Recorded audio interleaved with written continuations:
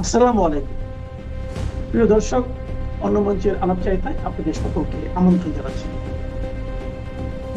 বঙ্গবন্ধু কন্যা জননেত্রী শেখ হাসিনা আগামী 5 আগস্ট দিল্লিতে ফরেন করেসপন্ডেন্স ক্লাব নামে একটা সাংবাদিকদের প্রোগ্রামে লাইভ আসবেন। এই খবর ভারতীয় গণমাধ্যম এবং বাংলাদেশি গণমাধ্যমে ছড়িয়ে গেছে এবং যথেষ্ট ধরনের উদ্দীপনা সৃষ্টি করেছে শেখ হাসিনার সৈনিকদের মধ্যে। সাথে সাথে একই খবর কিন্তু এই যে 2024-এর জঙ্গি উত্থান যারা ঘটিয়েছিল তাদের বুকের কাঁপন কিন্তু বাড়িয়ে দিয়ে গেছে। শেখ হাসিনার এই লাইভ প্রোগ্রামটি করার একেবারে টাইমিংটা আমার অত্যন্ত পছন্দ হয়েছে যে 5 আগস্ট কিন্তু 2024-এর জঙ্গি উত্থানের দ্বিতীয় 2 বছর পুরা হয় এবং এই 2 বছরে কিন্তু সারা পৃথিবী জেনে গেছে যে শেখ হাসিনা কি এবং শেখ হাসিনাকে যারা এই বাংলাদেশে শেখ হাসিনার গভর্নমেন্টকে ক্ষমতা থেকে সরে যেতে বাধ্য করেছিল তারা কারা।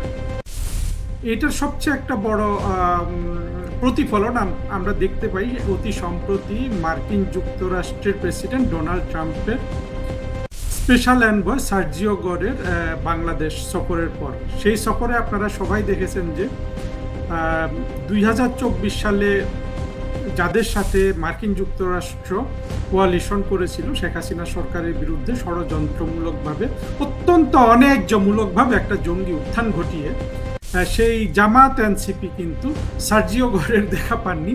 উপরন্তু সার্জিও গরের সাথে বৈঠক করেছে কারা? বাংলাদেশে নিযুক্ত ভারতের হাই কমিশনার দীনেশ ত্রিবেদী এবং আওয়ামী লীগের নেতা সাবের হোসেন চৌধুরী এবং আরো যারা সংশ্লিষ্ট আছেন। বিএনপিও কিন্তু দল হিসাবে কিন্তু এই জায়গায় কোনো বৈঠক করতে পারেনি সার্জিও গরের সাথে।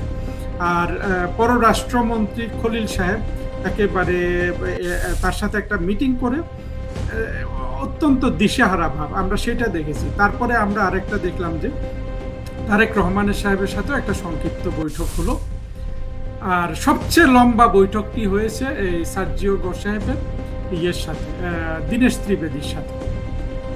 এইখানেও কিন্তু আমরা ব্যাপক চাঞ্চল্য অস্থিরতা লক্ষ্য করেছি। আমরা দেখেছি যে আত্মঘাতী জঙ্গিগুলোর মধ্যে নাসির উদ্দিন পাটোয়ারি নামে যেটা আছে, এটা আরো বেশি বেসামাল কথাবার্তা বলছে এবং আমি দুই একটা টক শোতে এমনকি ইউনুসের যে ডাস্টবিন ছিল ডাস্টবিনকেও দেখলাম অত্যন্ত অস্থিরভাবে সেই সন্ত্রাসীর মতো কথাবার্তা বলছে। অন্যদিকে মার্কিন যুক্তরাষ্ট্র যে উদ্দেশ্যে এই জঙ্গিদের সাথে মিলিত হয়েছিল সেটা মার্কিন যুক্তরাষ্ট্র ইতিমধ্যে বুঝে গেছে যে আসলে পূরণ হওয়ার কোনো সুযোগ নেই। তারা ওই যে বাণিজ্য চুক্তি করে আমরা মার্কিনীদের থেকে $8 বিলিয়ন আমরা পণ্য রপ্তানি করতাম, তারা এটা 8 বিলিয়নও আমাদের কাছে রপ্তানি করবে, এইভাবে একটা সমান সমান ব্যবস্থা পেয়েছে। কিন্তু এটা আসলে একজন সুপার পাওয়ারের জন্য এটা সারা পৃথিবীর সামনে একটা ন্যাক্কারজনক, অত্যন্ত একতরফা একটা দরিদ্র বাংলাদেশের সাথে যদি তার সমান সমান বাণিজ্য করতে হয়, এটা তো আসলে মার্কিন যুক্তরাষ্ট্রের শোভা পায় না। ফলে মার্কিন যুক্তরাষ্ট্র এখানে কিন্তু নৈতিকভাবে পরাজিত হয়েছে। ঠিক এই প্রেক্ষাপটে এবং বঙ্গবন্ধু কন্যা শেখ হাসিনাকে গালি দেওয়ার জন্য যারা যারা প্রস্তুত ছিলেন তাদের সব গালি কিন্তু শেষ হয়ে গেছে। বাংলাদেশের সেই পাকিস্তানি সেকুলার, তারপরে জঙ্গি, স্বাধীনতা বিরোধী বিএনপি, এই 2 বছর শেখ হাসিনাকে যার যত গালি দেওয়ার, সেই দিল্লি দাসী থেকে শুরু করে যা যা বলার, ওদের সব গালি কিন্তু ফুরিয়ে গেছে। আর অন্যদিকে দেখা গেছে যে বাংলাদেশের সাধারণ মানুষ শেখ হাসিনার জন্য প্রায় জীবন দিতে প্রস্তুত এবং শেখ হাসিনার জন্য তারা নীরবে অশ্রু ফেলছে। তারা জানে যে, তারা বুঝে গেছে যে বাংলাদেশে এই শেখ হাসিনা একমাত্র তাদের জন্য দরদ অনুভব করা একজন নেতা, যিনি তাদের জীবন মানের উন্নতি করেছিলেন, যিনি তাদের বাড়ি দিয়েছিলেন, যিনি তাদের একটা ভালো জীবন যাপনের ব্যবস্থা করে দিয়েছিলেন এবং অবশিষ্ট যারা সেই সুযোগ পায়নি তাদেরকে তিনি টেনে আনছিলেন এবং তিনি অর্থনীতির উন্নতি করেছিলেন, যে অর্থনীতিটাকে ইউনুস ধ্বংস করে দিয়ে গেছে তারেক রহমান, যেটা কোনোভাবেই মেরামত করতে পারছে না। এই পরিপ্রেক্ষিতে আগামী 5ই আগস্ট জননেত্রী শেখ হাসিনার যে লাইভ প্রোগ্রাম ঘোষিত হয়েছে, এইটা আসলে আমাদের মতো কোটি কোটি শেখ হাসিনার সৈনিকদের কিন্তু অনুপ্রাণিত করেছে। ইতিমধ্যে আরেকটা ব্যানারে আমরা দেখেছি যে এই লাইভে সজীব ওয়াজেদ জয়, মহিবুল হাসান চৌধুরী নওফেল, সাকিব আল হাসান, আমিনুল ইসলাম পলাশ সহ আরও কয়েকজন তারা এখানে বক্তৃতা করবেন এবং জননেত্রী শেখ হাসিনা বক্তৃতা করবেন।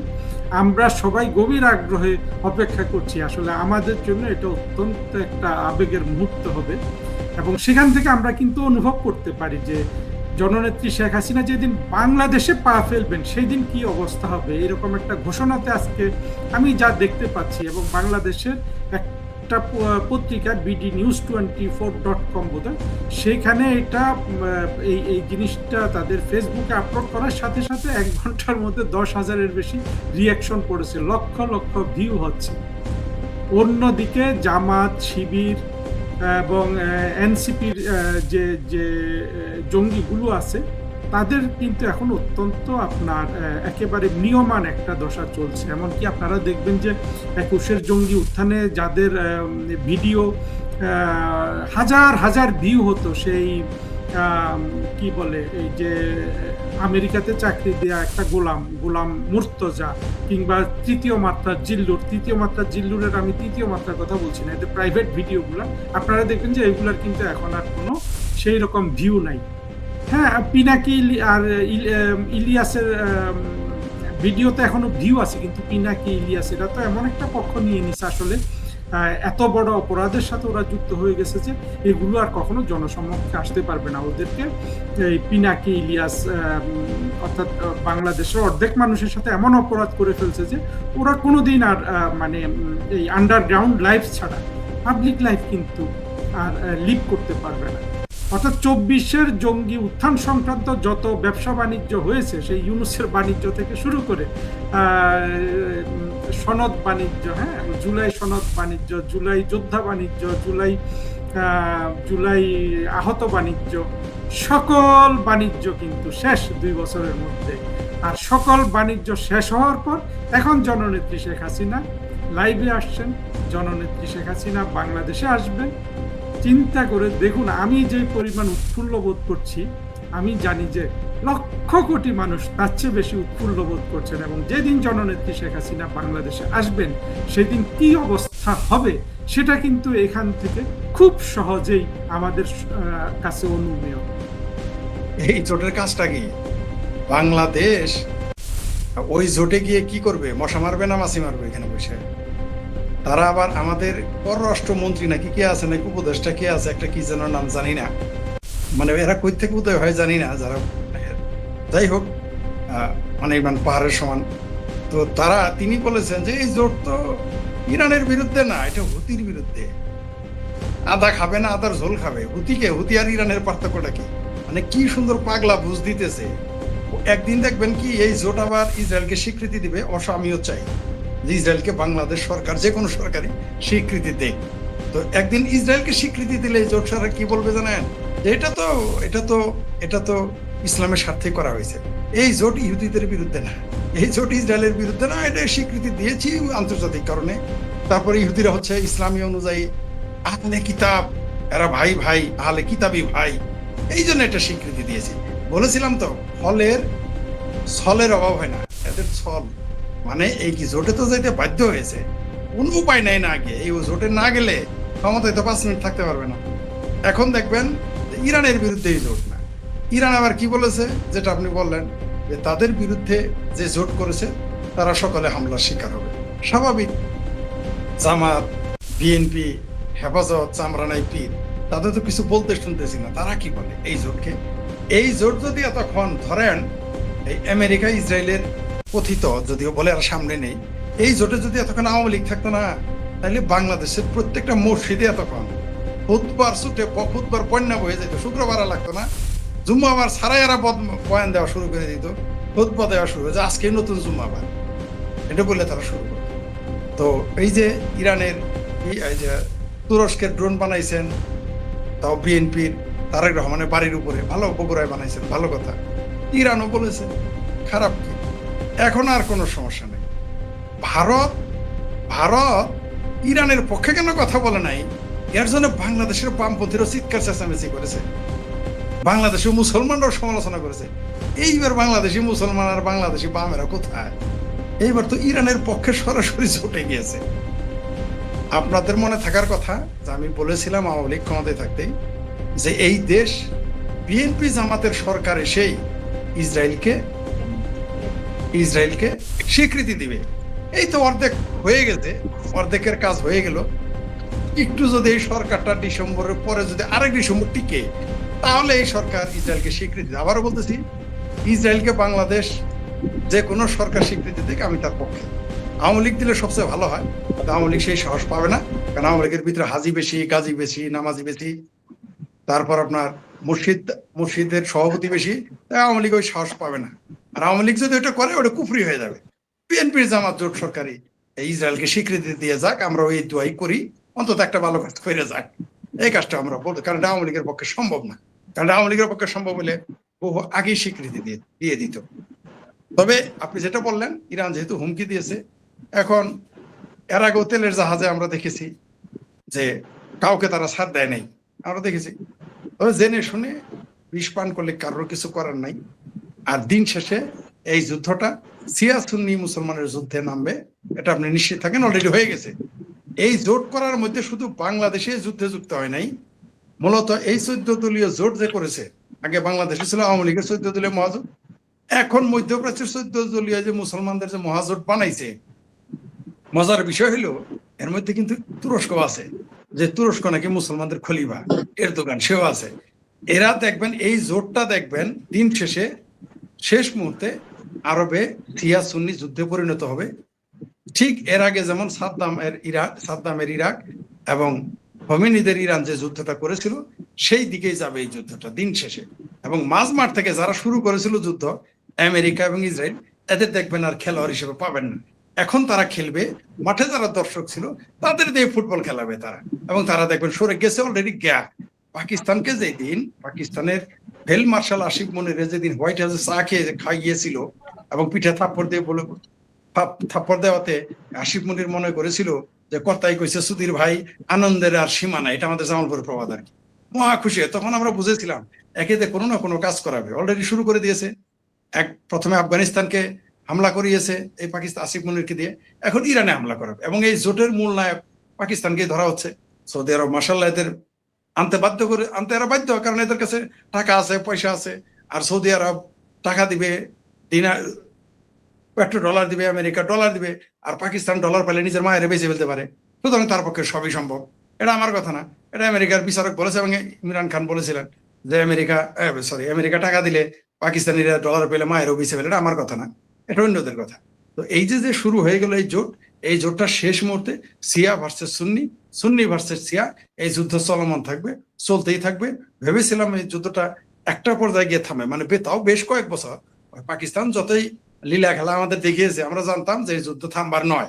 আমাদের ক্ষুদ্র মাথায় ধরেছিল যে এই যুদ্ধ চলমান, এই যুদ্ধ বাড়বে, লম্বা হবে। এখন দেখি যতটুকু ভেবেছিলাম লম্বা 5-7 বছর বা 8-10 বছর, আমার মনে হচ্ছে এই যুদ্ধটা আরো বেশি দীর্ঘ হবে, এত কোনো সন্দেহ নাই। সেই কারণে ইরানকে, ওই যে আমার রফিকুল ইসলাম ভুইয়া সাহেব ইরানের পক্ষে ছিল, আপনারা এখন বুঝছেন তো ইরানটা কেন একবারে তাবা করে দেয়, ধ্বংস করে দেয়। কারণ ইরানকে যদি একবারেই ধ্বংস করে দিত, তাহলে তো জোট করতে পারতো না। কারণ এই জোট দিয়ে আর কাজ করাবে এরা। ওই যে জামালপুরের গল্প শুনছেন তো, যে রুটি মাগির ভাইল রান্ধে মুরগি কয় ডাইল, এদের এই জোট করাইছে এক কামে, করাবে আরেক কাজ। নিশ্চিত থাকেন এই জোট শেষ মুহূর্তে শিয়া ভার্সেস সুন্নি যুদ্ধ হবে। এবং আকল না থাকলে যা হয়, এদের দ্রুত ম্যানেজ করা যায় এবং ম্যানেজ হয়। একদিকে আকল নাই, আরেকদিকে টাকা নাই। তো এদের নয় বাংলাদেশ পাকিস্তানের টাকা নাই, তুরস্কের টাকা নাই, কিন্তু মিডল ইস্টের তো টাকা আছে। তো তারা কেন এইভাবে কি করে আমরা জানি না। তো দেখতে থাকেন, আকল না থাকলে যা হয় মধ্যপ্রাচ্যে তাই ঘটবে। এবং এর প্রতিক্রিয়া সারা পৃথিবী জুড়ে পড়বে। অলরেডি আজকে শুনেছেন যে 12,500 প্রবাসীকে বের করে দিচ্ছে, গ্রেপ্তার করে ফেলছে অলরেডি সৌদি আরব। এইভাবে ধীরে ধীরে মিডল ইস্ট থেকে যেগুলো উদীয়মান দেশ, অর্থনৈতিকভাবে দুর্বল ছিল, এগুলো আস্তে আস্তে আরো নিস্তেজ হয়ে যাবে। এই গেমটা খেলেছে ওই যে আমাদের সবাই এই গল্পটা জানেন, যে ছোটবেলায় আমরা শুনেছি মুরব্বীরা বলে, যে কারোর সাথে কোনো ঝামেলা করতে চাইলে কারো বাড়ির টিনের বেড়া বা বেড়া মানে ওয়াল, সেখানে গিয়ে একটু মধু ছিটাই আসবি। মধু ছিটানোর পর সেখানে পিঁপড়া যাবে, পিঁপড়ার পরে সেখানে মুরগি যাবে, মুরগি যাওয়ার পরে সেখানে আরো কিছু যাবে, তারপরে সেই মুরগি মারবে, ভেড়া মারবে, পাড়া মারবে, তারপরে মানুষে মানুষে মারামারি করবে। মধ্যপ্রাচ্যে ওই কাজটা মার্শাল্লাহ করে ফেলেছে দুইটি দেশ। এখন দেখবেন আস্তে আস্তে কি কি ঘটে। এবং জি ধন্যবাদ, যে অত বেশি ভালো নেই, চেষ্টা করতেছি ভালো থাকার। বাংলাদেশে ইরানি হামলা লক্ষ্যবস্তু হবে কিনা, অলরেডি লক্ষ্যবস্তু হয়ে গেছে। কারণ ইরান বুঝে ফেলেছে যে বাংলাদেশ পাকিস্তান যত কথাই বলুক, দিন শেষে এরা সৌদি আরবের পক্ষে থাকবে। মুসলমানেরা এখন, বাংলাদেশ এখন ইসরায়েলি আমেরিকান প্রোডাক্টে পরিণত, প্রোডাক্ট হলে তাও তো একটা ইজ্জত থাকলো, তাদের গোলামে বা গোলামে পরিণত হয়েছে। উপরে ফিট পাটেবের ভিতরে সদরঘাট হয়ে গেছে। আপনি দেখতে পারবেন দিন শেষে এই যুদ্ধটা এরা ইসরায়েলকে তো স্বীকৃতি দেবেই, আবার আব্বাও ডাকবে ইসরায়েলিদের। ইসরায়েলকে তো স্বীকৃতি দেবেই, আবার আমেরিকাকে আব্বা ডাকবে। দেখেন এখানে আপনি ঠিকই বলেছেন যে বাংলাদেশের মুসলমানরা এখন ইসরায়েলি প্রোডাক্ট হয়ে গেছে মতান্তরে। আর মুসলেকা পররাষ্ট্রমন্ত্রী বলেছে যে সৌদি আরবের ডাকে আমাদের যেতেই হবে। কিন্তু সৌদি আরব কিন্তু আমাদের ডাকে আসবে না। আমরা সৌদি আরবের ডাকে যাচ্ছি, সৌদি আরব কিন্তু কোনোদিন আমাদের ডাকে আসে নাই। সৌদি আরব আর পাকিস্তানের একটা এগ্রিমেন্ট হয়েছে, প্রতিরক্ষা চুক্তি হয়েছে। সেখানে বলা আছে সৌদি আরবের উপর হামলা পাকিস্তানের উপর হামলা, পাকিস্তানের উপর হামলা সেটা সৌদি আরবের উপর হামলা। কিন্তু আফগানিস্তান আর পাকিস্তান লাগছে, এখন তো সৌদি আরবকে কোনোদিন শুনলাম না আফগানিস্তানের বিরুদ্ধে একটা বিবৃতি দিতে। আবার একটা জিনিস দেখেন, ইরানের সাথে যে গেমটা এখন খেলতেছে, ইরান কিন্তু বুঝে ফেলেছে। ইরান কিন্তু এমন না যে ইরান এটা বুঝে নাই, জানে নাই। দিন শেষে যখন কাফের মারতে যায় তখন সব মুসলমান এক হয়ে যায়, কিন্তু যখন আবার মুসলমান লাগে তখন কিন্তু কে শিয়া, কে সুন্নি, কে দেওবন্দি, কে বেরেলবি, কে মাজারি, কে অমাজারি, কে লামাজাহাবি, কে মাজাহাবি, এগুলো কিন্তু লেগে যায় নিজেরা। দেখতেই পাচ্ছেন এখন এই যুদ্ধটা দীর্ঘস্থায়ী হবে। এবং ইসরায়েল গেমটা খেলে দিয়েছে। ইসরায়েল এমন একটা সুন্দর গেম খেলে দিয়েছে, বুদ্ধি তারা তো শুধু শক্তিতে আগে নয়, তারা বুদ্ধিতেও আছে। আমি বারবার বলি ম্যাকিয়াভেলি এবং আপনার সানজু, চাইনিজ যে সমরবিদ, ম্যাকিয়াভেলি লেখক, আর ভারতের চাণক্যনীতি, এই তিনটা বললেই বোঝা যায় ইসরায়েল কি করতেছে। সে কি করতেছে, শত্রুকে দিয়ে শত্রুর সাথে খেলা করতেছে। শত্রু না থাকলে শত্রু পয়দা করতেছে। দেখেন ওইখানে যে হামাস নিয়ে তো হাই হুসেন করলো, বাংলাদেশের মুসলমান, ভারতের মুসলমান, পাকিস্তানের মুসলমান সহ সারা দুনিয়ার মুসলমান, এমনকি বামপন্থীরা, সেই হামাস কিন্তু এখন আত্মসমর্পণ করে হাত তুলে বসে আছে, ঠান্ডা হয়ে গেছে। গেম তারা কিন্তু খেলে দিয়েছে। তারা এখন লেবানন দখল করতেছে, সিরিয়ার সাথে প্রতিরক্ষা চুক্তি করে ফেলেছে অলরেডি। আর রইল বাকি এই মুসলমান দেশ, দেখেন এই যে 14 জোট বানায় ফেলছে, এবং এটা আরো ঘটতে থাকবে। এটা শেষ হবে না। ইসরায়েল শুধু যে অস্ত্রের শক্তিতে শক্তিশালী নয়, সে শুধু যে পড়ালেখা জ্ঞান বিজ্ঞানে এগিয়ে নয়, কূটনীতিতেই শুধু এগিয়ে নয়, সে যুদ্ধনীতি কৌশল, আমি যুদ্ধের সামরিক কথা বলি নাই, সেটা তো তারা আছেই। মানে যুদ্ধের যে কূটনীতি, সে কত এক্সপার্ট। দেখেন বাংলাদেশ পাকিস্তানকে সে কিভাবে তার পক্ষে কাজ করাচ্ছে, কিভাবে কি কৌশলে মুসলমানদের দিয়ে কাজ করাচ্ছে, এবং এটা ঘটবে, এটাই স্বাভাবিক। এগুলো এখন বুঝাইতে পারবেন না। ইসরায়েল আর এই যে 2023-এর 7ই অক্টোবরের সেই হামাসের সন্ত্রাসী কর্মকাণ্ডর পরে ইসরায়েল যাদের উচ্ছেদ করবে, এটা আমরা তখনই বলেছিলাম। বলার কারণে আমাদেরকে কাফের ইহুদি দালাল বললো, কিন্তু আমরা যা দেখতেছিলাম তাই বললাম। এখনো বলে রাখছি, এই যে মুসলমানদের যে 14টা দেশের জোট, এই জোটটা দিন শেষে ইরানের বিরুদ্ধে কাজ করবে। এবং দেখবেন এই পাকিস্তান ইরানে হামলা করবেই। ইরান বাংলাদেশে হামলা করবে কিনা তা জানি না, কিন্তু সে পাকিস্তান ইরানে হামলা করবেই, লাগবে। এই হুতি মারতে মারতে ইরানের সাথে লেগে যাবে, কোনো সন্দেহ নাই। আর এই হুতিরা কারা আমরা জানি। হুতি এক ভাগ ইরানের দখলে, মানে তাদের যে সন্ত্রাসী গোষ্ঠী, আরেক ভাগ দুবাই এবং সৌদি আরবের দখলে।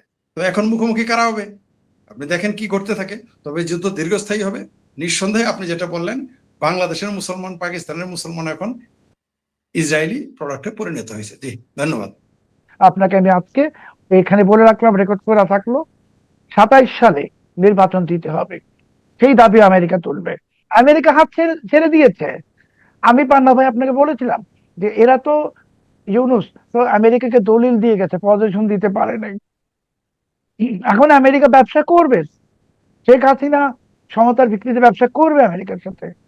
কেন, আমেরিকা তো আওয়ামী লীগের শত্রু না।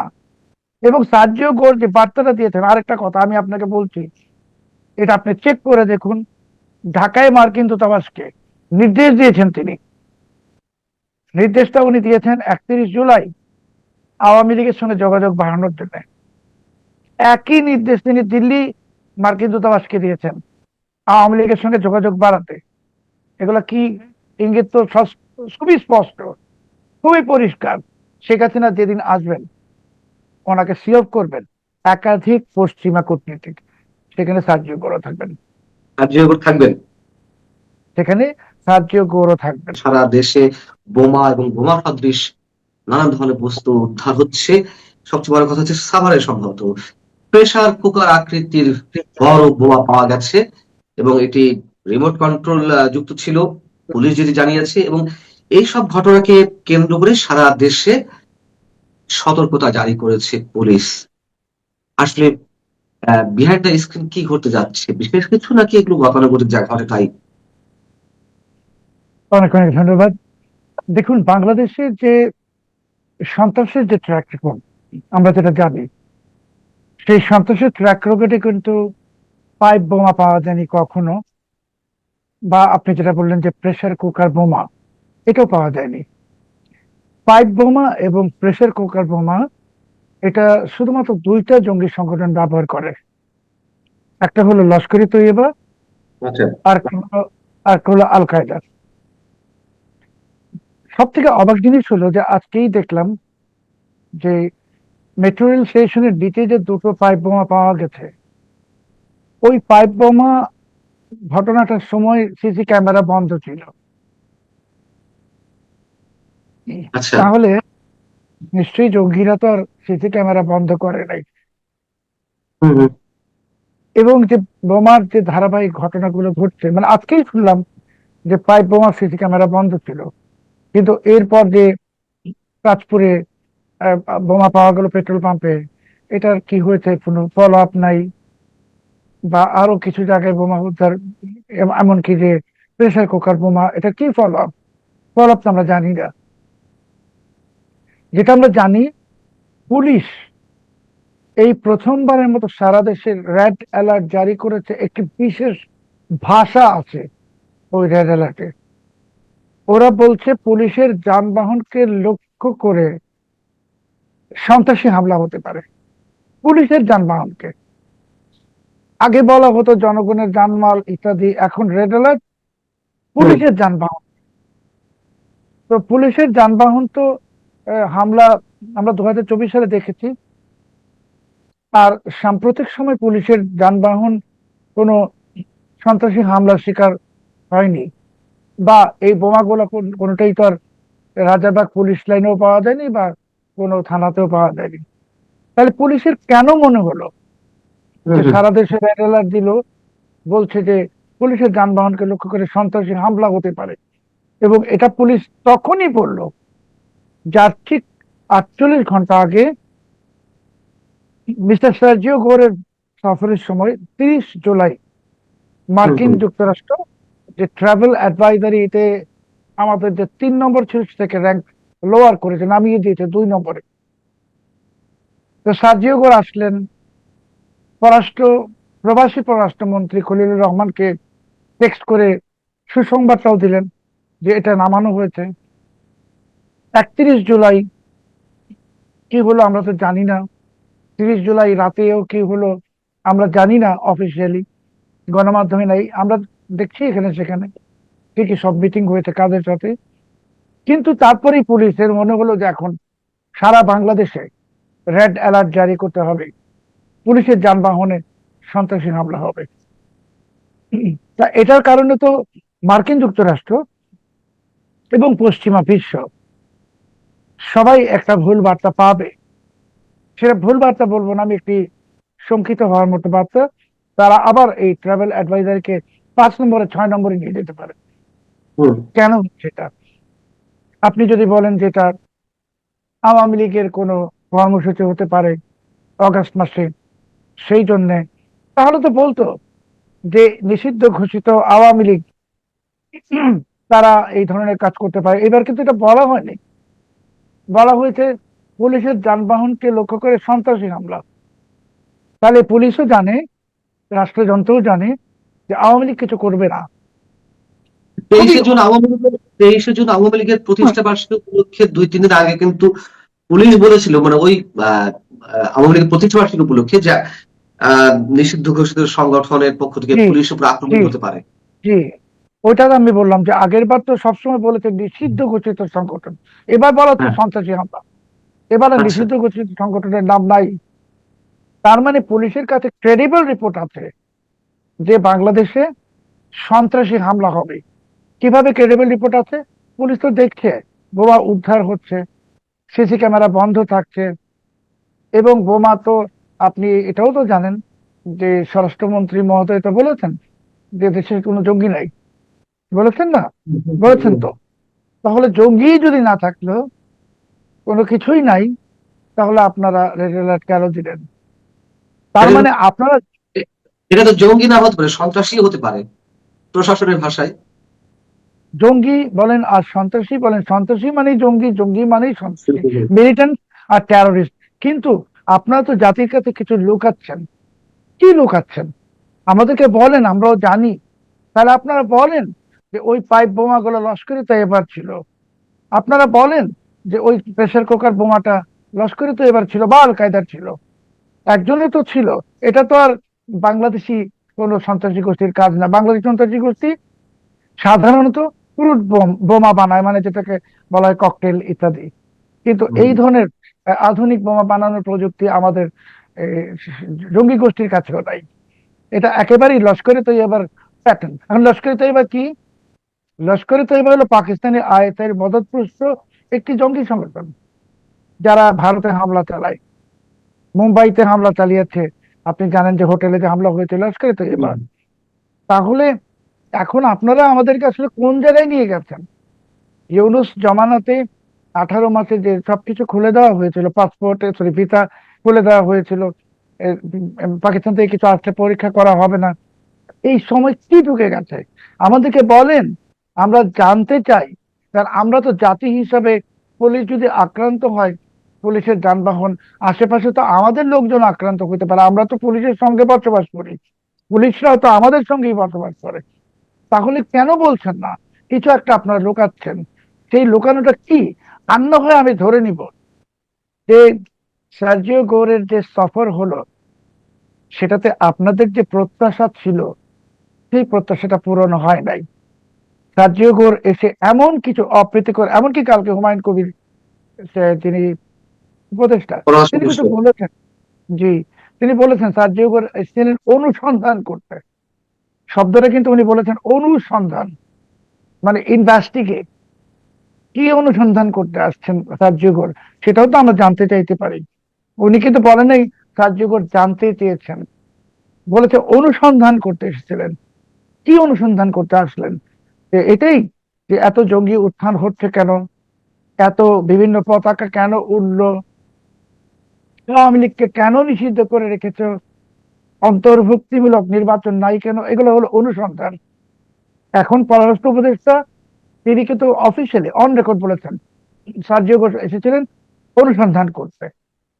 তাহলে তারপরে সার্জিও ঘোষ আপনারা যে ডিনারে আমন্ত্রণ জানিয়েছিলেন, যেটা কেউ তো বলছে না, সেই ডিনারে তো আপনারা কিছু লোককে ইনভাইট করেছিলেন। সেখানে তো আহ, গ্রাম প্রশাসনের অপছন্দের লোকরা ছিল ওই তালিকায়। সেই জন্য তো সার্জিও ঘোষ ডিনার অ্যাটেন্ড করেন নাই, সেটা বলেন না কেন? আমরা শুনতে চাই উনি ডিনারটায় যাননি কেন। আপনারা কাকে নিতে চেয়েছিলেন সেখানে? আপনার সেই মহামহিমকে কেন নিতে চাইলেন? মহামহিমের লোকদেরকে কেন নিতে চাইলেন? কি প্রেম ওনার আপনি সাথে আপনার? আপনি যদি খোলাসা করবেন যে কাদের যাওয়ার কথা ছিল এবং কাদের কারণে সার্জিও গোর ওই ডিনারে যেতে চাননি বিধায় সেটি বাতিল হয়েছে। ওই ডিনারে তো মহামহিম বলতে কে? মোহাম্মদ ইউনুস। হ্যাঁ, হ্যাঁ। ওই ডিনারে শফিকুল আলমের যাওয়ার কথা ছিল, ওই ডিনারে আসিফ নজরুলের যাওয়ার কথা ছিল, ওই ডিনারে আলী জাকারের যাওয়ার কথা ছিল। তাহলে এই যে লোকগুলাকে আপনার দিচ্ছিলেন, এই জন্যই তো সে ডিনার অ্যাটেন্ড করে নাই। না করে সে ফিরে গেছে। ফিরে গিয়ে সে যে ওয়েস্টিন হোটেলে, আমি মানচিত্রের অনুষ্ঠানে আগে বলেছিলাম, আপনার যদি মনে থাকে, যে সার্জিও গোর এসে ব্র্যান্ড স্টেশনের বাসভবনে উঠবেন না, উনি ওয়েস্টিন হোটেলে উঠবেন। তো ওয়েস্টিন হোটেলে তো উনি ডিনার করেছেন। করার পর তো সেখানে আওয়ামী লীগের লোকদের সঙ্গে মিটিং হয়েছে, জাতীয় পার্টির জিএম কাদের সঙ্গে মিটিং হয়েছে। এমন তারপরে তো উনি জামাতের সঙ্গে মিটিং করেন নাই, উনি এনসিপির সঙ্গে মিটিং করেন নাই। কেন করেন নাই? সমস্যাটা কোথায় হলো? আপনারা তো এটা লুকাচ্ছেন আমাদের কাছে। পরের দিন যে দীনেশ ত্রিবেদীর সঙ্গে 1 ঘন্টা বৈঠক হলো, 1 ঘন্টা রুদ্ধদ্বার, যে বৈঠকে এমনকি ব্রায়ান ক্রিস্টেনসেনকেও অ্যালাউ করা হয় নাই। তারপর ব্রায়ান ক্রিস্টেনসেন এই বৈঠকের পরে সার্জিও গোরের সাথে দীনেশ ত্রিবেদী ওই দিন বিকেলেই 31 জুলাই ভারত চলে গেছেন। আমি ভারতের সাংবাদিকদের সাথে বা বিভিন্ন জায়গায় যোগাযোগ করে যতটুকু জানতে পেরেছি, ওই বৈঠকে খুবই গুরুত্বপূর্ণ বিষয় কিছু আলোচনা হয়েছে এবং সেই আলোচনার পরিপ্রেক্ষিতেই দীনেশ ত্রিবেদী ভারত গিয়েছিলেন। এবং সেই আলোচনার একটি ছিল 5ই অগস্ট শেখ হাসিনা একটি সংবাদ সম্মেলন করবেন, যেটাতে মার্কিন যুক্তরাষ্ট্র সম্মত। যার কারণে দীনেশ ত্রিবেদী গেলেন 31 তারিখ। 1 তারিখে ঘোষণা আসছে শেখ হাসিনা ফরেন করেসপন্ডেন্স ক্লাবে এবার সংযুক্ত হবেন, উনি এবার রেকর্ডেড ভার্সন বাজাবেন না। তো আপনারা তো আমাদের কাছে লুকাচ্ছেন ক্রমাগত। কি লুকাচ্ছেন? যে আমেরিকা আপনাদের হাত ছেড়ে দিয়েছে, এটা তো আমরা জানি। আমরা তো বারবার বলেছি মানচিত্রে যে ব্যবহার শেষে টয়লেট পেপারের মতো ছুঁড়ে ফেলবে। তো আপনারা বলুন যে আপনাদেরকে ছুঁড়ে ফেলেছে, আমরা আপনাদের তো সাথে আছি। আপনারা যে ভুলগুলো করেছেন সেটা স্বীকার করেন, 3 গুণ দামে এলএনজি কেনা বন্ধ করেন, কারণ আপনাদেরকে তো আর আমেরিকা রাখতেছে না, বাদ দিয়েছে। এখন ভারত আমেরিকা একই অক্ষে চলে আসছে, সাথে রাশিয়াও আছে। খুবই অবাক ঘটনা যে রাশিয়া বাংলাদেশের সঙ্গে রূপপুর পারমাণবিক বিদ্যুৎ কেন্দ্রের পেমেন্টস ভারতীয় মুদ্রায় চায়। ভারতীয় মুদ্রায় কেন চায়?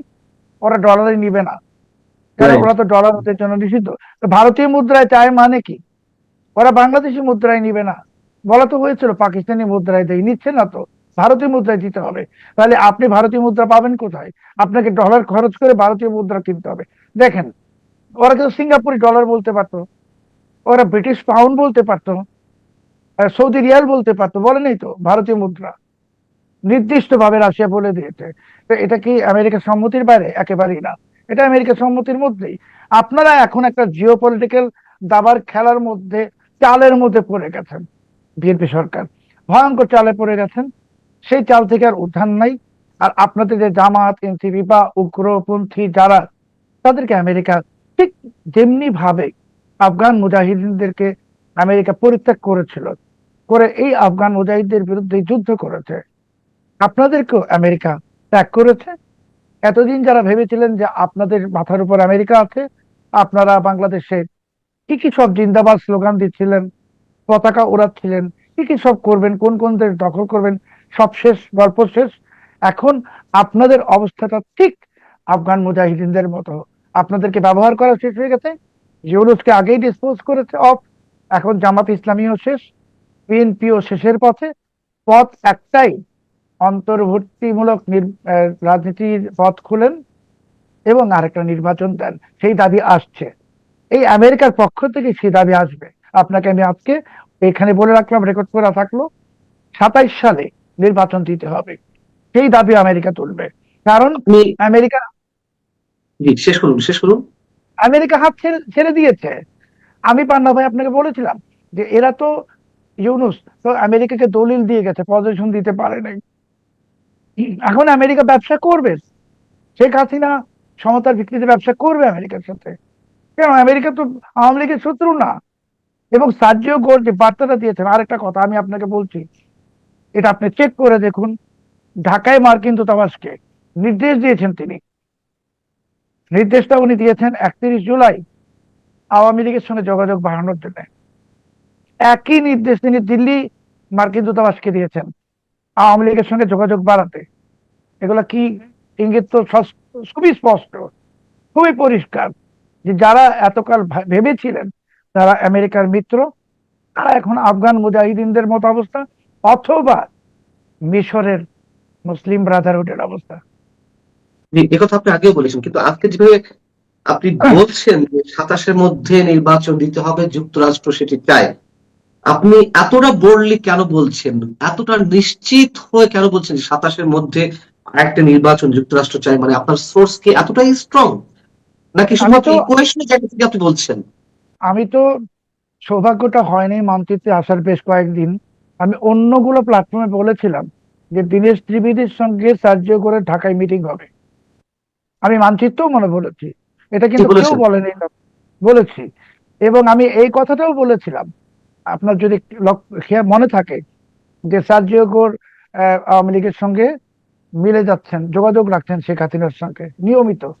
এই কথাটাও বলেছিলাম, সেটা মানচিত্রে বলেছি না কোথায় বলেছি। আপনারা এখন কি দেখছেন? দিনের টিভির সঙ্গে বৈঠক হয়েছে না? হয়েছে।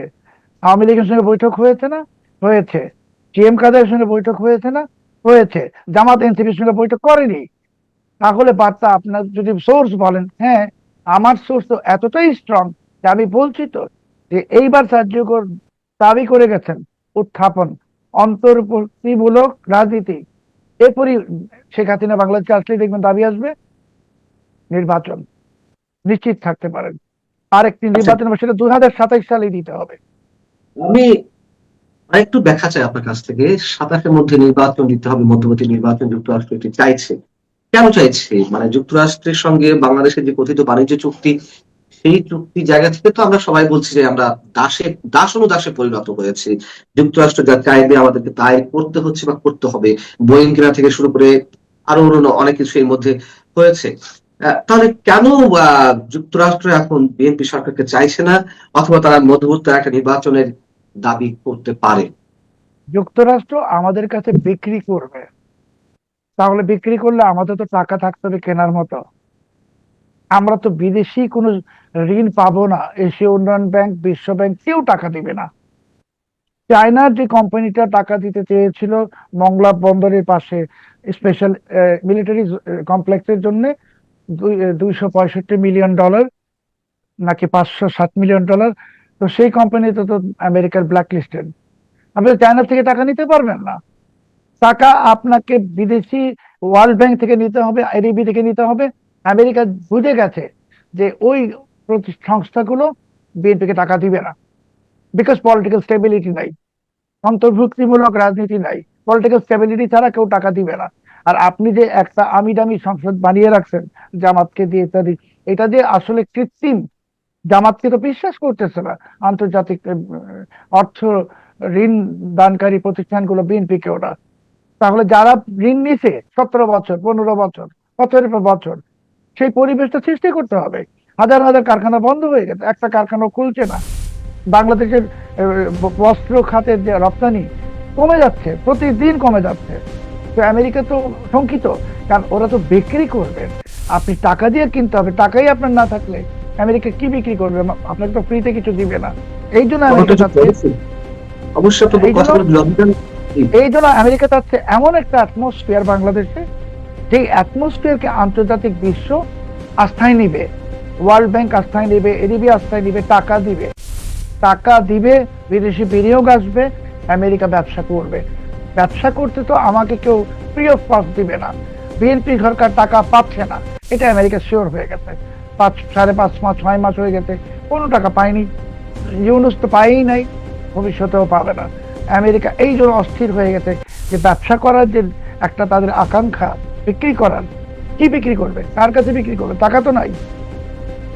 এটাই হলো মূল কারণ।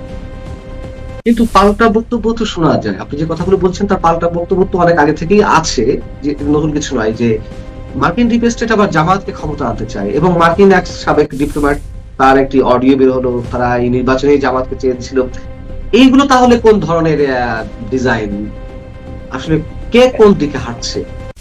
মার্কিন এম্বাসির যে অডিও বার্তাটা লিক হলো, এটা মার্কিন এম্বাসি ইচ্ছা করে লিক করে দিয়েছে।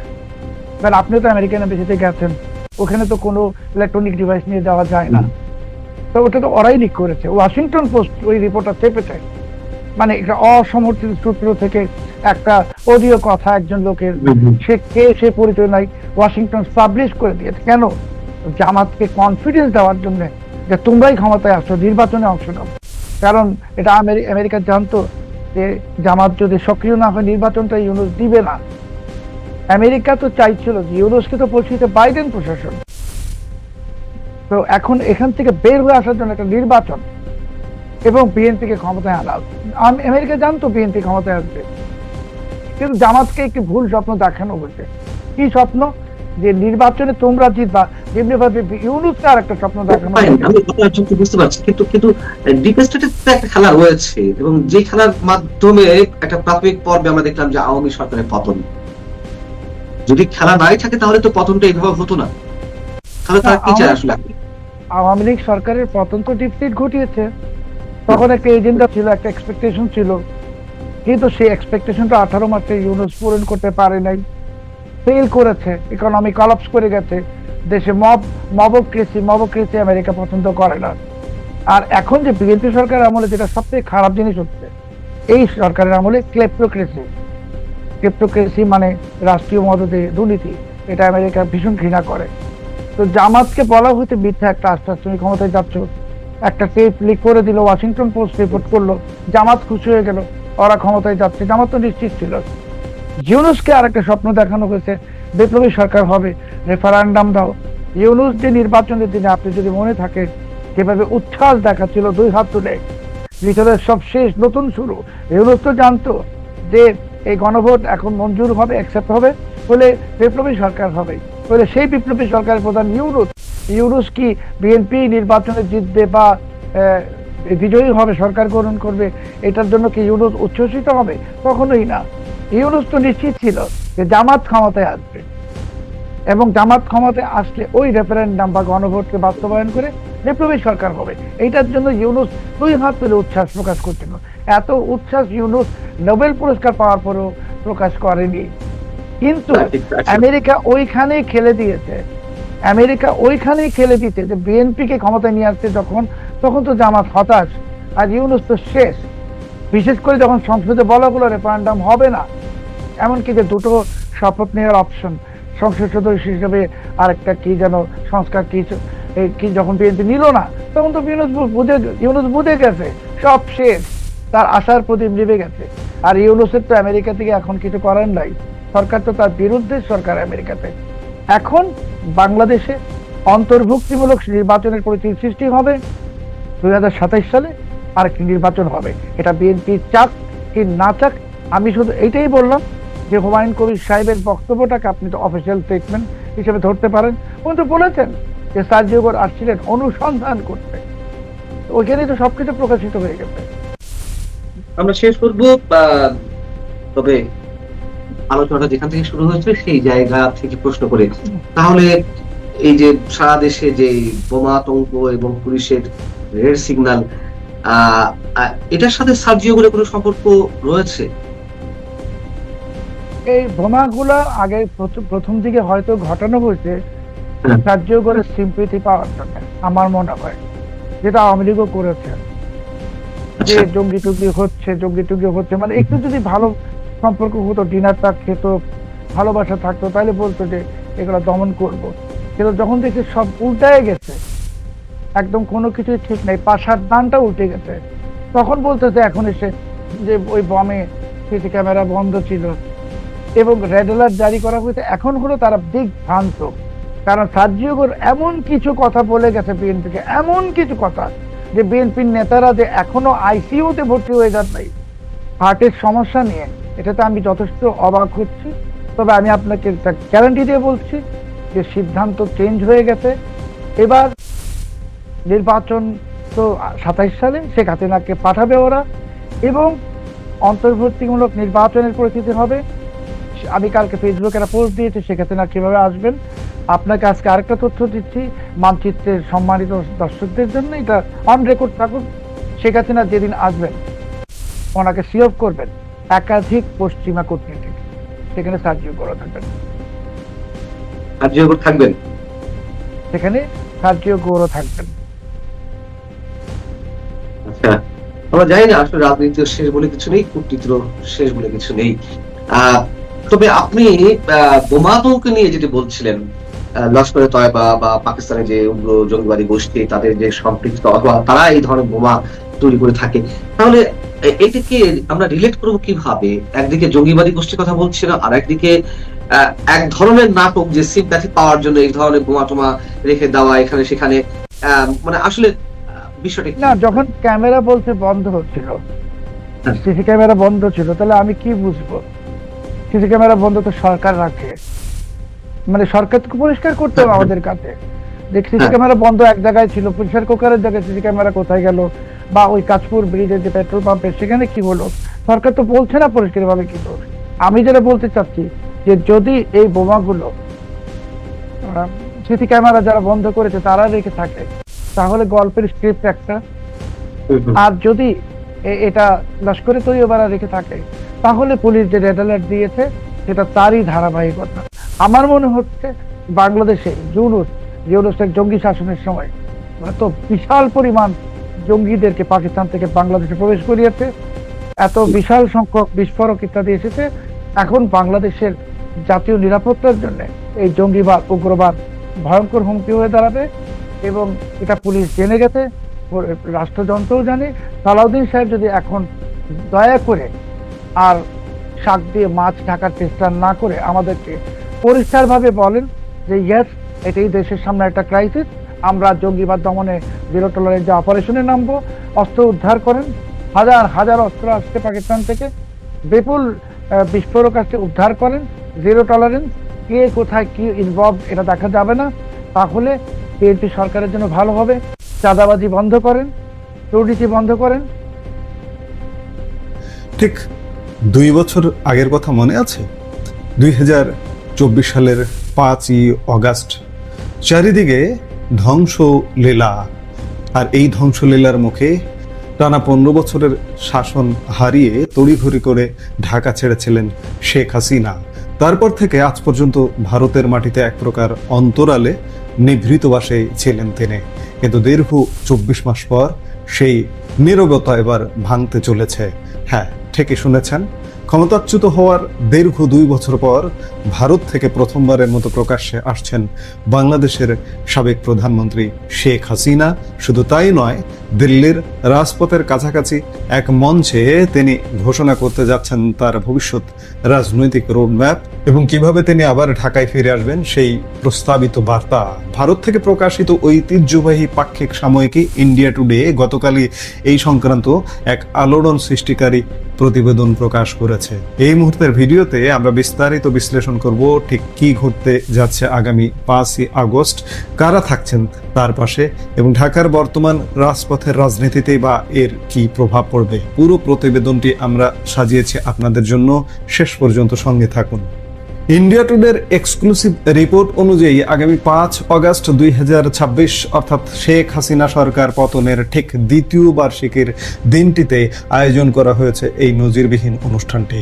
New Delhi South Asian Foreign correspondents Club বা এফসিসি সাউথ এশিয়ার উদ্যোগে একটি ভার্চুয়ালি প্রোগ্রামে প্রধান বক্তব্য রাখবেন শেখ হাসিনা। নয়াদিল্লির মথুরা রোডে অবস্থিত ঐতিহাসিক স্যার মার্ক টুলি অডিটোরিয়ামে সন্ধ্যা 6টা থেকে রাত 7টা 30 পর্যন্ত 90 মিনিটের একটি বিশেষ মিথস্ক্রিয়া ও লাইভ সেশনটি অনুষ্ঠিত হবে। এএফসিসি সাউথ এশিয়ার সোশ্যাল মিডিয়া প্ল্যাটফর্মগুলোতে এই আলোচনাটি সারা বিশ্বের দর্শকরা সরাসরি দেখতে পাবেন। ক্ষমতা হারানোর পর থেকে শেখ হাসিনা গণমাধ্যম ও গণজমায়েত এড়িয়ে চলছিলেন, ফলে গণমাধ্যমের মুখোমুখি হয়ে প্রকাশ্যে বক্তব্য দেওয়ার এটি হতে যাচ্ছে তার জীবনের একটি অন্যতম ঐতিহাসিক অধ্যায়। দর্শক, আসুন একটু পেছনে ফিরে তাকায় 2024 সালের জুলাই আগস্টের সেই দিনগুলোর কথা স্মরণে আনা যাক। বিতর্কিত কোটা পদ্ধতি সংস্কারের দাবিতে শুরু হওয়া ছাত্রদের আন্দোলন দেখতে দেখতে কিভাবে এক সরকার পতনের আন্দোলনের রূপ নিয়েছিল। 2024 সালের 5 আগস্ট আন্দোলনকারীদের ঢাকা অভিমুখে লং মার্চ এবং সরকারি ভবনগুলোতে ভাঙচুর ও নজিরবিহীন বিক্ষোভের মুখে শেখ হাসিনা তার দীর্ঘ 16 বছরের শাসনের ইতি টেনে ভারতে আশ্রয় নিতে বাধ্য হন। আর ঠিক 2 বছর পর 2026 সালের 5ই আগস্টে তিনি বেছে নিলেন তার নীরবতা ভাঙার দিন হিসেবে। রাজনৈতিক বিশ্লেষকরা মনে করছেন দিনটির নির্বাচন অত্যন্ত তাৎপর্যপূর্ণ। যে দিনে তার শাসন পতন হয়েছিল সেই দিনটিতেই তিনি তার নিজের রাজনৈতিক পুনর্বাসন ও ঢাকায় ফেরার কৌশল দেশবাসীর সামনে তুলে ধরতে যাচ্ছেন। এখানে একটু যুক্ত করা দরকার, ইন্ডিয়া টুডে যেভাবে প্রতিবেদন করেছে তাতে মনে হচ্ছে এবং মানুষের মধ্যেও গতকাল থেকে বিভ্রান্তি ছড়িয়ে পড়েছে যে শেখ হাসিনা কি জনসমক্ষে আসছেন, তাকে প্রকাশ্যে 2 বছর পর দেখা যাবে। বিষয়টা কিন্তু এমন নয়। এই যে অনুষ্ঠানটি হতে যাচ্ছে, এই অনুষ্ঠানটিতে তিনি ভার্চুয়াল এবং ভিডিও নয় এটি নিশ্চিত করেই বলা যায়, অডিওতে যুক্ত হবেন। তিনি যেভাবে যুক্ত হন তার দলের সোশ্যাল মিডিয়া পেজে বা তার বিভিন্ন প্ল্যাটফর্মে, ঠিক সেই প্রক্রিয়াতেই এই কাজটি কিন্তু শেখ হাসিনা সরকার পতনের পর ভারতে গিয়ে একটু নিঃশ্বাস নেবার পর থেকেই করে যাচ্ছেন। গত প্রায় 1.5 বছর, কমপক্ষে 1.5 বছর ধরে তো করে যাচ্ছেনই। সেটি একটু বৃহৎ প্ল্যাটফর্মে, সংবাদ মাধ্যমের সামনে এবং একটি আনুষ্ঠানিক আয়োজনে তিনি অংশ নিতে যাচ্ছেন। দেখুন, শেখ হাসিনার এখনো প্রকাশ্যে আসবার মতো সময় হয়নি, সময় ঘনিয়ে আসছে, তার প্রস্তুতি চলছে। এই প্রস্তুতিকালে যে সময়, যে সন্ধিক্ষণে তিনি সামনে আসবেন, তার আগেই যদি তিনি নিজেকে দেখা দেন বা সামনে আসেন, তাহলে তার সেই চূড়ান্ত ক্ষণটা কিন্তু ভেস্তে যাবে। শুধু তাই নয়, ভিডিওতেও আসা যাবে না, এবং যার কারণে তিনি ভিডিওতে আসেন না। আজকের পৃথিবীতে ভিডিও, এই যে আমি যে ভিডিওটা করছি, প্রযুক্তি এমন জায়গায় পৌঁছে গেছে যে আমি এই ভিডিওটি পৃথিবীর কোন প্রান্ত থেকে করছি বা কথা বলছি, এই ভিডিওটি আমার ছবিটিকে দেখে প্রযুক্তি বিশ্লেষণ করে দিতে পারে যে আমার লোকেশন, স্থান কোথায়। আপনারা খেয়াল করে দেখেছেন যে শেখ হাসিনার স্থান, বসবাসের স্থান, লোকেশন ভারত শুধু নয়, পৃথিবীর কোনো গণমাধ্যম আজ পর্যন্ত বের করতে পারেনি। যদি বের করতে পারতো তাহলে কেউ না কেউ এটা পাবলিশ করে দিত। যার দরুন শেখ হাসিনা এখনো প্রকাশ্যে আসার সময় হয়নি বা আসবেন না, তিনি ভার্চুয়ালি এই অনুষ্ঠানটাতে যোগ দেবেন। ইন্ডিয়া টুডের প্রতিবেদনে একটি অত্যন্ত চমকপ্রদ তথ্য উঠে এসেছে। দিল্লির এই ভার্চুয়াল ইভেন্টে কিন্তু কেবল একা শেখ হাসিনা থাকবেন না, তার সাথে যোগ দিচ্ছেন সাবেক আওয়ামী লীগ সরকারের বেশ কয়েকজন শীর্ষ রাজনৈতিক ব্যক্তিত্ব, কূটনীতিক, মানবাধিকার কর্মী এবং জাতীয় স্তরের আইকনরা। আসুন এক নজর দেখে নেই এই আমন্ত্রিতদের তালিকা। সজীব ওয়াজেদ জয়, শেখ হাসিনা পুত্র এবং সাবেক তথ্য ও যোগাযোগ প্রযুক্তি বা আইসিটি উপদেষ্টা মহিবুল হাসান চৌধুরী নওফেল, বাংলাদেশের সাবেক শিক্ষামন্ত্রী Mohammad Ali Siddiqui, Bangladesh human rights watch এর সাধারণ সম্পাদক সাকিব আল হাসান, বাংলাদেশের ক্রিকেট কিংবদন্তি এবং আওয়ামী লীগের সাবেক জাতীয় সংসদ সদস্য আমিনুল হক পলাশ, সাবেক কূটনীতিক এবং বিশিষ্ট নিরাপত্তা বিশ্লেষক আবু ওবায়দা আরিন, রাজনীতি ও সন্ত্রাসবাদ বিরোধী বিশেষজ্ঞ Shah Mohammad Bakhtiar, Bangladesh human rights watch US এর পরিচালক। অনুষ্ঠানটির সভাপতিত্ব করবেন ডক্টর ওয়াএল আওয়াদ, যিনি foreign correspondents club of South Asia এবং international association of press clubs এর সম্মানীয় সভাপতি। একসঙ্গে এত প্রভাবশালী ব্যক্তিদের একই মঞ্চে আসা স্পষ্ট ইঙ্গিত দেয় এটি নিছক কোনো সাধারণ আলোচনা সভা নয়, বরং একটি সুসংগঠিত রাজনৈতিক উপস্থিতি জানান দেওয়ার পরিকল্পনা। এদিকে শেখ হাসিনা যখন দিল্লি থেকে তার রাজনৈতিক রোডম্যাপ দেওয়ার প্রস্তুতি নিচ্ছেন, তখন ঢাকার রাজনৈতিক মানচিত্র কিন্তু গত 2 বছরে পুরোপুরি বদলে গেছে। আন্দোলনের পরপরই ক্ষমতায় আসা ডক্টর মোহাম্মদ ইউনূসের নেতৃত্বাধীন অন্তর্বর্তীকালীন সরকারের মেয়াদ ইতিমধ্যে সমাপ্ত হয়ে গেছে। 2026 সালের ফেব্রুয়ারিতে অনুষ্ঠিত সাধারণ নির্বাচনের মধ্য দিয়ে বাংলাদেশে আনুষ্ঠানিকভাবে নতুন সরকার গঠিত হয়েছে। বর্তমানে বাংলাদেশ জাতীয়তাবাদী দল বিএনপির নেতৃত্বাধীন জোট ক্ষমতায় রয়েছে এবং দেশের প্রধানমন্ত্রী হিসেবে দায়িত্ব পালন করছেন তারেক রহমান। নতুন বিএনপি নেতৃত্বাধীন সরকার সাবেক আওয়ামী লীগ সরকারের নীতি ও নেতাদের বিরুদ্ধে নানা আইনি পদক্ষেপ অব্যাহত রেখেছে। উপরন্তু আদালতের বিচারাধীন প্রক্রিয়ার অংশ হিসেবে বাংলাদেশের সন্ত্রাস বিরোধী আইনের অধীনে সাবেক ক্ষমতাসীন দল আওয়ামী লীগের রাজনৈতিক কর্মকাণ্ড এখনো নিষিদ্ধ অবস্থায় রয়েছে।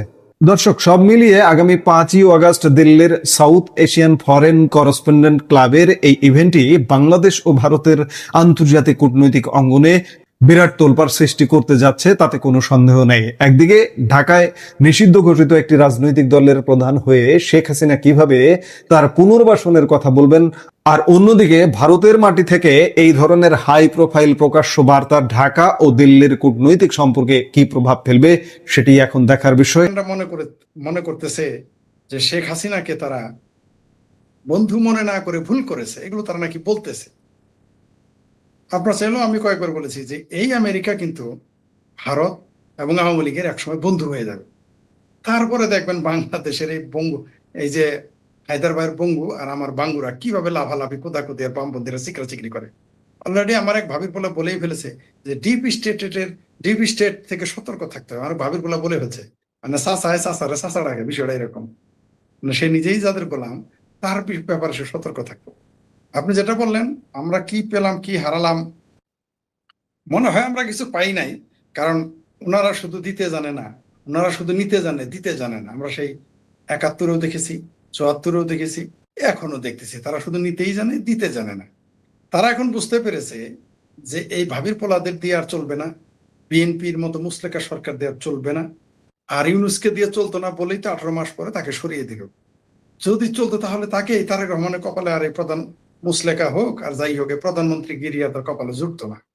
এখন তারা বুঝতে পেরেছে যে দক্ষিণ এশিয়ায় আপনি ভারতকে বাইপাস করে কিছু করতে পারবেন না। এটা আমেরিকা বুঝে ফেলেছে, কারণ ভারত যাহা বলে তাহা তো করেই, আর যাহা বলে না তা ডেফিনেটলি করে।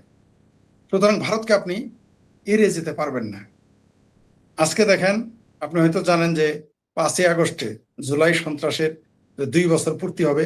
5ই আগস্টে দিল্লিতে প্রেস কনফারেন্স করবেন জননেত্রী শেখ হাসিনা। এরকম একটা ফটোকার্ড আমাদের নজরে চলে এসেছে, সারা পৃথিবী এখন সেটা দেখে ফেলেছে। বিষয়টা কি দাঁড়ালো? এইদিকে সাবের হোসেন চৌধুরীর সাথে বৈঠক, অন্যদিকে প্রধানমন্ত্রীর সাথে দেখা না করে তিনি চলে গেলেন। আপনি যে মেহমান সাহেবের নাম বললেন, সাদা চামড়ার লোক, বিষয়টা কি ইঙ্গিত দেয় যে এখানে একটা পরিবর্তন হতে যাচ্ছে। সেটা কি পরিবর্তন হবে? সরাসরি সংগঠিত পরিবর্তনটা না হওয়ার আগে আমরা সব হুবহু বলতে পারবো না। কিন্তু বাংলাদেশে যে আরেকটা রাজনৈতিক ঝড় আসতেছে, আরেকটা রাজনৈতিক সাইক্লোন আসতেছে, এটা সুস্পষ্ট। এবং এটা কোন দিকে যাবে শেষ মুহূর্ত আমরা জানি না। আর আপনি যেটা বললেন, আমাকে সুনির্দিষ্ট প্রশ্ন করেছেন আমাদের কি লাভ লস। আমাদের তো লাভ হওয়ার প্রশ্নই নাই এখানে। কতটুকু লস ঠেকানো যায় সেটা আমাদের দেখার বিষয়। কারণ আপনি দেখেন, আমাদের জুলাই সন্ত্রাসের 5 আগস্টেই তো আমাদের সর্বোচ্চ লস হয়ে গেছে। তারপরে আমাদের সাথে একটা অসম চুক্তি করানো হয়েছে। তারপরে আমাদের সংবিধান, আমাদের মুক্তিযুদ্ধকে যেভাবে হস্তনষ্ট করা হয়েছে এবং হচ্ছে, পাশাপাশি সর্বশেষ যেটা করলো এই যে 14 দলীয় মহাজোট ইরানের বিরুদ্ধে, হুতির বিরুদ্ধে, এটা আমাদের সবচেয়ে বেশি ক্ষতি হয়ে গেল। কারণ এই হুতিরা না শুধু ইরানের সীমান্তেই, জলসীমানায় বাংলাদেশের পানির জাহাজ কিন্তু আসতে পারবে না। যত কথাই বলেন, এমনিতেই বাংলাদেশের গ্যাসের দাম কিভাবে হু হু করে বাড়তেছে আপনি জানেন, কারেন্টের, বিদ্যুতের ভৌতিক বিল আসতেছে আপনি জানেন, এমনকি বাংলাদেশের অর্থনীতি ধস নামতেছে তাও জানেন। এতে আরো বেশি ক্ষতি হবে। সেই কাজটা তিনি করে গেলেন। আমি বললাম তো, যুদ্ধটা দেখেছিলেন প্রথমে ইউক্রেন যুদ্ধ সরতে সরতে সরতে সরতে চলে আসলো গাজাতে। গাজা থেকে যুদ্ধটা সরতে সরতে চলে গেল কোথায়? ইরান থেকে যুদ্ধ সরতে সরতে এখন সেই যুদ্ধ সৌদি আরব, কুয়েত, কাতার, বাহরাইন, জর্ডান, দুবাই সবাই অংশগ্রহণ করে ফেলেছে। এমনকি ইউক্রেন ইরানের জাহাজে হামলা করে বসেছে, মানে ইউক্রেনে এই যুদ্ধে অংশগ্রহণ করে ফেলেছে। তাহলে বিষয়টা কি দাঁড়াইলো? অথচ এই ইউক্রেনের কাছেই ইরান তার ভায়া তুরস্ক তার ড্রোন পাঠাইতো রাশিয়াকে মারতে। এখন সেই ইউক্রেন তার জাহাজে হামলা করেছে। মানে বিষয়টা কোন দিকে যাচ্ছে? যুদ্ধ হলো বেলুনের মতো, অর্থাৎ আপনি একটা বেলুনের ভিতরে বাতাস থাকে, আপনি যে জায়গায় ধরে চাপ দিবেন বাতাসটা সেখানে থাকবে না, আরেক দিকে চলে যাবে। যেই না হাতটা সরাবেন আবার সেখানেই বাতাসটা ফিরে আসবে। যুদ্ধটা এরকম, যুদ্ধ এদিকে চাপ দিবে বন্ধ হবে, আরেক দিকে চলে যাবে, আবার এটা খুলে দিবে, আরেক দিকে বন্ধ হবে। এইভাবেই যুদ্ধটা চলতে থাকে। এটা শুধু যে সাধারণ যুদ্ধ নয়, আমাদেরকেও এই যুদ্ধ অলরেডি সংযুক্ত করা হয়ে গেছে। আপনি যেটা বললেন আজকে ভারতের, যেটা আমাদের ভূঁইয়া সাহেব বললেন যে ভারতের সাথে যদি আমাদের আগের মতো সুসম্পর্ক থাকতো তাহলে কিন্তু এই জোটে নাও যাওয়া হতে পারতো, হয়তো বা যেত না বাংলাদেশ। আবার দেখেন ওইদিকে আসিয়ানে বাংলাদেশকে নিবে না বলে দিয়েছে।